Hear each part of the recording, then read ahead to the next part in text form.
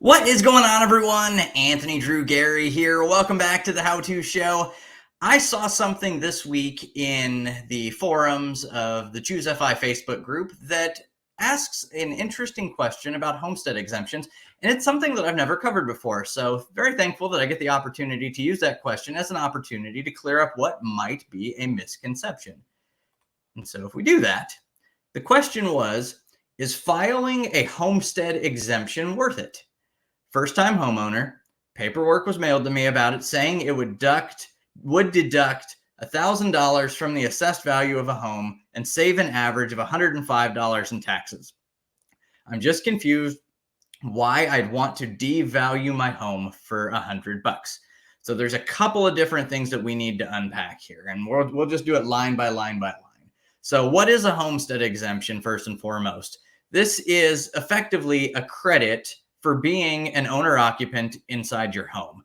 And so the assessor on a county by county level creates an assessed value for your property. And the homestead exemption is basically a deduction against that assessed value. And the example here says that it would only deduct $1,000 from your assessed value. I would call that very abnormal. I know in Indiana, this usually deducts tens of thousands of dollars from your assessed value. And so we need to paint this in such a way that we clearly delineate assessed value from market value. And so let's say that this house was assessed at 100 grand. Just because it's assessed at 100 grand doesn't mean that the market value is 100 grand. It could very well be that the market value of the house is 150 grand. You have to know the markets in and out in your local area to make sure that you're getting that right. But this question is a little bit misinformed, which is totally okay because this person is really just looking to learn. And the comments that were provided and the ones that I fed into it reflected an opportunity to discuss the difference between assessed value and market value. And so if you have a market value of $100,000 and your homestead deduction is worth $1,000, your assessed value would theoretically then be $99,000.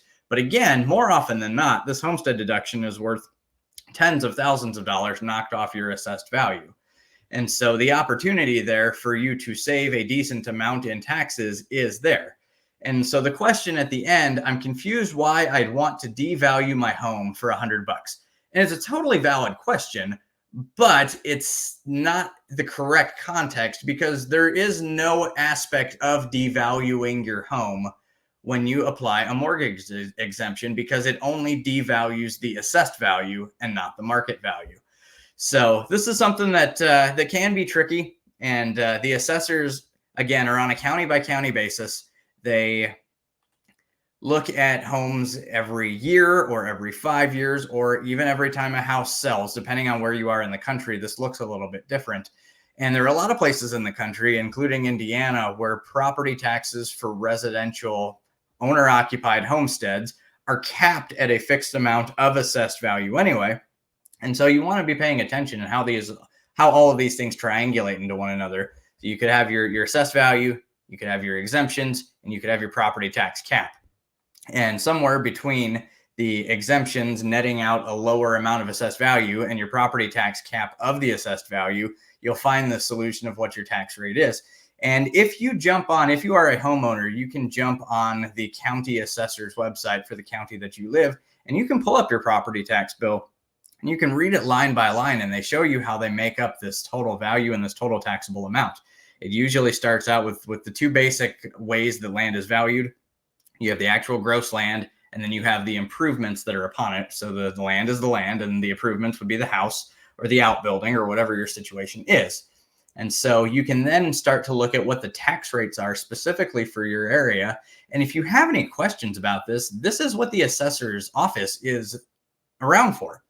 You can call them, you can get understanding about what your tax bill is and is not, and make sure that you understand exactly what you're paying for.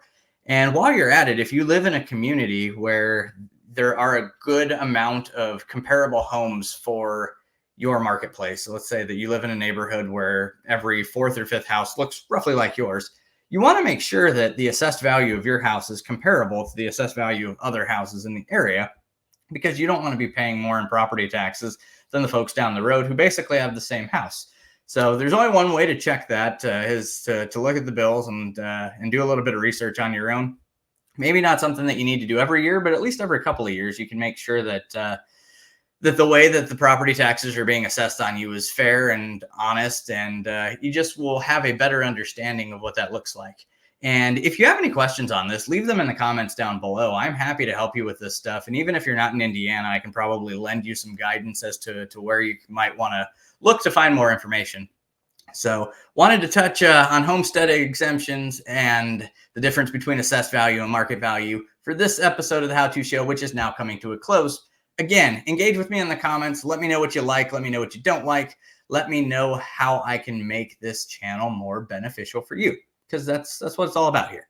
So if you're looking to transact real estate in the Indianapolis market, you can get in touch with me either in the comments or at indiedwell.com. Have a new listing coming up later this week. Excited about that. Looking forward to helping some friends and family out for that one. And I can do the same for you. So check it out there. And as always, you can subscribe to the channel to be the first to know about new content each and every Wednesday. And that is going to wrap up this episode of the show. Anthony Drew Gary here, your host, signing off.